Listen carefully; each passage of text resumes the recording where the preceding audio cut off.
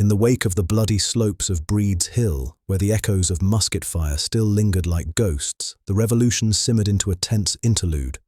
Summer bled into autumn, the air growing crisp and biting as the siege of Boston dragged on, a gritty stalemate etched in mud-churned fields and fortified barricades. The British, hunkered down in their urban stronghold, licked their wounds from what London deemed a hollow triumph. Their redcoats patrolling streets turned into armed bastions under the watchful guns of the Royal Navy. The command shift came swiftly, a ripple of imperial discontent. On October 10, 1775, General Thomas Gage, his reputation shattered by the Pyrrhic victory at Bunker Hill, seen not as conquest but as costly blunder, relinquished control to General William Howe. Gage, the architect of martial law who had underestimated the colonial resolve, boarded a ship for England, leaving behind a besieged city and a tarnished legacy. Howe, one of the 3 gamecocks fresh from the Cerberus, stepped into the void, his seasoned eye turning to fortify Boston against the encircling noose. Yet change brewed on the American side as well. George Washington, the tall Virginian planter and surveyor turned soldier, had been thrust into command by the Continental Congress in June. Chosen for his unassailable military credentials from the French and Indian War, where he had served loyally under British colours, earning scars and acclaim in brutal frontier campaigns, Washington embodied the bridge between North and South. A delegate from Virginia, his appointment unified the fractious colonies, transforming a regional spat into a continental cause. No longer a British subject but a rebel leader, he arrived in Cambridge on July 3, 1775, to assume command of the Continental Army. What he found was no polished force, but a mixed multitude of people, farmers, tradesmen and volunteers plagued by rampant indiscipline, desertions and a glaring void. No heavy artillery to shatter the British defences. By November, the siege had ossified into a sit-down war, the air thick with wood smoke and resentment. Washington's men, entrenched in the mud-slicked lines around Cambridge, could only watch as the British luxuriated behind their ramparts, resupplied by sea. The high ground of Dorchester Heights loomed untaken, a key to unlocking the city, but without cannons to crown it, eviction remained a distant dream. The atmosphere crackled with frustration. The bite of early frosts, the gnaw of short rations, the unspoken fear that winter would bury their resolve. Enter the man for the job, Henry Knox, a burly 25-year-old former bookseller from Boston, whose unassuming frame belied a mind forged in the fires of self-taught strategy. Born to Scottish immigrants in the bustling port city, Knox had risen from humble roots, opening a bookstore where he devoured tomes on artillery, engineering and warfare, volumes that lined his shelves amid the whispers of rebellion. Though his wife's family clung to loyalist ties, Lucy Flucker, daughter of the royal secretary, he cast his lot with the Patriots, witnessing the Boston Massacre and fleeing the city after Lexington and Concord. Volunteering for the cause, Knox's designs for fortifications at Roxbury caught Washington's discerning eye, showcasing ingenuity that transcended his lack of formal training. In this gritty crucible of siege warfare, Knox emerged as the unlikely architect of audacity, poised to embark on a mission that would span 300 miles through unforgiving wilderness, hauling 120,000 pounds of iron might, 60 tons of cannons, mortars and howitzers, over 56 grueling days.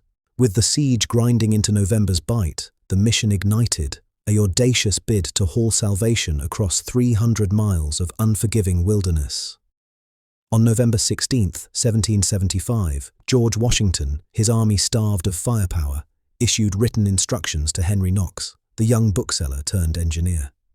"The want of artillery is so great," Washington commanded, "that no trouble or expense must be spared to obtain them."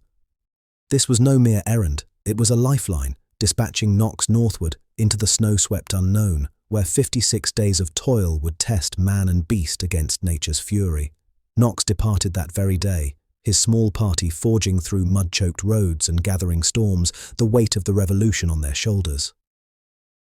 By December 5, 1775, they reached the crumbling ramparts of Fort Ticonderoga, the remote outpost captured earlier by Ethan Allen's Green Mountain Boys.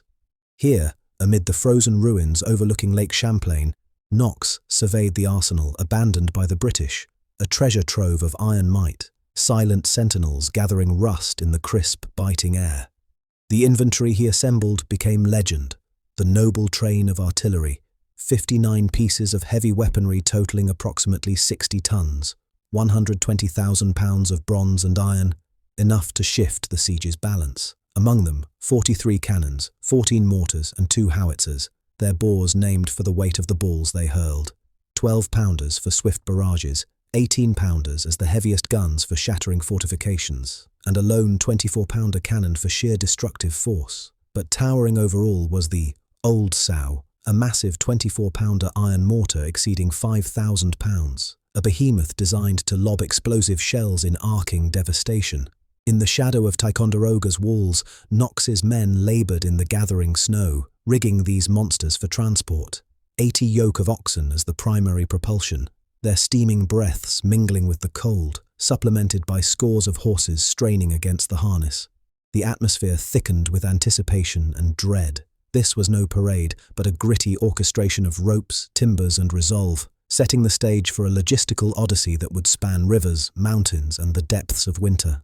As Knox stood amid the frost-rimed cannons at Fort Ticonderoga, the real grit of the mission lay in mustering the muscle to move them, men and beasts drawn from the rugged fringes of the frontier.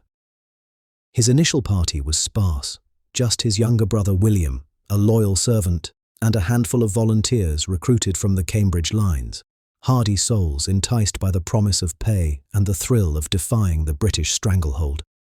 But to harness the 80 yoke of oxen, 160 bellowing beasts whose steaming breaths would cut through the winter haze, Knox turned to the local farmers and carters of upstate New York. Scouring the settlements around Ticonderoga and Lake George, he bartered and hired from Mohawk Valley homesteaders, men whose oxen were accustomed to hauling timber through snow-choked trails, their yokes creaking under the weight of revolution. Scores of horses, secondary but vital for scouting and lighter pulls, were similarly gathered from stables in Saratoga and Albany, where sympathetic patriots loaned their stock amid whispers of the cause, transforming isolated hamlets into unwitting arsenals of the siege. The assembly was a patchwork of necessity, forged in taverns and farmyards under gathering storms. Teamsters, rough-hewn locals from the Hudson Valley, some veterans of frontier skirmishes, others simple labourers seeking winter wages, joined the train piecemeal, their numbers swelling to dozens as word spread. Knox paid in scarce Continental scrip or promises, binding them to the sleds with ropes of resolve, while the livestock, branded and fed on meagre hay rations, stamped the frozen earth. This motley force, drawn from the raw edges of colonial America, embodied the mission's improvised fury. No grand army, but a gritty coalition of beasts and backwoodsmen, ready to drag 60 tons of iron across 300 miles of merciless terrain. The logistical miracle unfolded in phases, a gritty symphony of ingenuity and endurance, as Henry Knox propelled 60 tons, 120,000 pounds, of artillery across 300 miles of frozen hell, from November 16, 1775, to January 25, 1776, a grueling 56 days that bent but never broke the Revolution's spine. Phase 1 plunged them into the water. Knox loaded the guns onto a flotilla of scows, bateaux, and a lone pirogue, navigating 40 treacherous miles down Lake George amid advancing winter's grip. Contrary winds howled, and at Sabbath Day Point one scow struck a sunken rock, teetering on the brink of disaster. Its cargo, the heaviest 18-pounders and 24-pounder mortars, threatening to plunge into the depths.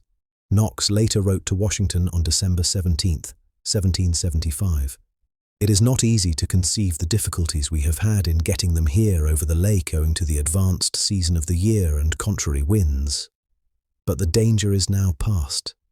As the boats gave way to land, Phase 2 demanded reinvention. Wheels proved useless in the sucking mud and deepening snow, so Knox commissioned 42 exceedingly strong sleds, timber frames hewn from the surrounding forests, built to cradle the behemoths like the Old Sow mortar over slick, uneven ground. As the sleds took shape amid the swirling snow at Ticonderoga, Knox pieced together his crew and creatures from the untamed backcountry, a ragtag assembly forged in the crucible of necessity. His core team started small, brother William at his side, a steadfast aide, and a clutch of rugged recruits pulled from the siege camps near Boston, men lured by meager bounties and the raw adrenaline of striking at the crown's grip. For the backbone of the haul, those 80 yoke of oxen, 160 massive frost-heaving brutes, he scouted the hardy stock of northern New York's yeomen and wagon drivers, haggling in the shadow of Lake George with settlers from the Mohawk's wild reaches, whose beasts had long battled blizzards, hauling logs through jagged paths, now yoked to the fire of independence. A fleet of horses followed suit, vital backups for reconnaissance and nimble maneuvers, rounded up from barns in Saratoga and Albany, where rebel sympathizers quietly offered their animals, turning sleepy villages into hidden depots fueling the distant fight. The drivers themselves materialized gradually, burly Hudson Valley frontiersmen, some scarred from old Indian wars, others just drifters chasing coin in the off-season, their ranks growing to a hardy band as rumors rippled outward. Knox sealed deals with fleeting colonial notes or vows of reimbursement, tethering them to the mission with strands of grit and shared purpose. The animals marked and sustained on sparse fodder as they pawed the icy ground. This improvised horde, scraped from America's frontier grit, captured the expedition's defiant essence. Not a drilled legion, but a fierce blend of livestock and laborers, primed to wrestle 60 tons of firepower through the unrelenting wilds. Phase 3 unleashed the propulsion. Those 80 yoke of oxen as the primary muscle, their hooves churning snow into slush, augmented by horses straining in harness. The route snaked southward, Lake George to Saratoga, then to Albany, Kinderhook, through the Berkshires' frozen spine, to Springfield and finally Cambridge, a gauntlet of geographical torment. The frozen Hudson River loomed as a recurring foe, crossed 4 times in bone-chilling peril. In Albany, a massive 18-pounder, dubbed the Albany 24, plummeted through cracking ice into the frigid depths. Knox and his men spent agonizing hours fishing it out with ropes, their limbs numb in the swirling current. Knox lamented to his wife Lucy in December 1775, "We shall cut no small figure in going through the country with our cannon, mortars, etc., drawn by 80 yoke of oxen, weather turned traitor," as he reported on January 5, 1776. The want of snow detained us some days, and now a cruel thaw hinders us from crossing the Hudson River, which we are obliged to do 4 times. Deeper into the Berkshires, the frozen spine of New England, the nightmare intensified. Navigating the green woods where roads were mere rumors, the train clawed through dense forests and sheer drops. Descents grew so steep that men tied ropes to the sled's rears, wrapping them around ancient trees as makeshift brakes, muscles burning against the slide of 5,000-pound mortars. Blizzards blinded, thaws turned paths to quagmires, yet the noble train pressed on, a spectral procession etching defiance into the snow. As the final stretch neared, Knox penned optimistically, "I hope in 16 or 17 days to be able to present Your Excellency a noble train of artillery." On January 25, 1776, the guns rolled into Cambridge, battered but intact. Washington hailed the feat. The arrival of the artillery is a most fortunate circumstance. It gives us the means of acting offensively. The miracle complete, the stage was set for Checkmate on Dorchester Heights. With the noble train secured in Cambridge after 56 days of Herculean toil, the climax erupted in a stroke of strategic brilliance. George Washington, seizing the most fortunate circumstance, orchestrated the checkmate. Under cover of a massive diversionary bombardment from the Roxbury lines, his forces, thousands of Continentals cloaked in darkness, moved Knox's cannons, the heaviest 18-pounders and 24-pounder mortars, to the commanding summit of Dorchester Heights, overlooking Boston Harbor like a sentinel of doom. The engineering feat defied the frozen earth, where shovels met unyielding ground. Unable to dig trenches, the men deployed chandeliers, ingenious wooden frames crammed with bundles of sticks and fascines, to erect instant fortifications atop the surface, ramparts rising like phantoms in the night. Washington, marveling at the transformation, later reflected, "I believe the like was never seen in any age or country. It was like the work of the genii of Aladdin's wonderful lamp." Dawn broke on March 5th, the grim anniversary of the Boston Massacre, and the British awoke to horror. General William Howe, peering through his telescope from the city below, beheld the barrels of Knox's guns trained directly on his fleet, a silent threat that could splinter masts and hulls. "My God!" he exclaimed. "These fellows have done more work in one night than I could make my army do in 3 months." A British officer, scribbling in his diary, echoed the dismay. "The rebels have done more in one night than we could have done in a month. If their guns are well served, we shall be knocked about our ears." The noose tightened inexorably. Faced with annihilation, Howe ordered retreat. On March 17, 1776, now enshrined as Evacuation Day, 11,000 British troops and 1,000 loyalists crammed aboard 120 ships, sails billowing as they fled for Halifax, Nova Scotia. General Henry Clinton lamented the reversal. "A most unlucky event. We have been forced to leave the town to the rebels." Boston stood liberated, the siege shattered without a single shot fired from Knox's guns, a testament to the grit that had dragged those iron behemoths through the snow, as one New York farmer had marveled during the journey. It was a sight to behold, those great iron monsters sliding over the snow, the oxen steam-breathing in the cold. From the frozen wilds of Ticonderoga to the heights overlooking Boston Harbor, Henry Knox's noble train of artillery, 59 pieces, 60 tons dragged 300 miles by men, oxen, horses and resolve, transformed a stalemate into salvation. In 56 days of unrelenting grit against thaws, rivers and the Berkshires' spine, this logistical miracle armed Washington's Checkmate, evicting the British without a cannon's roar.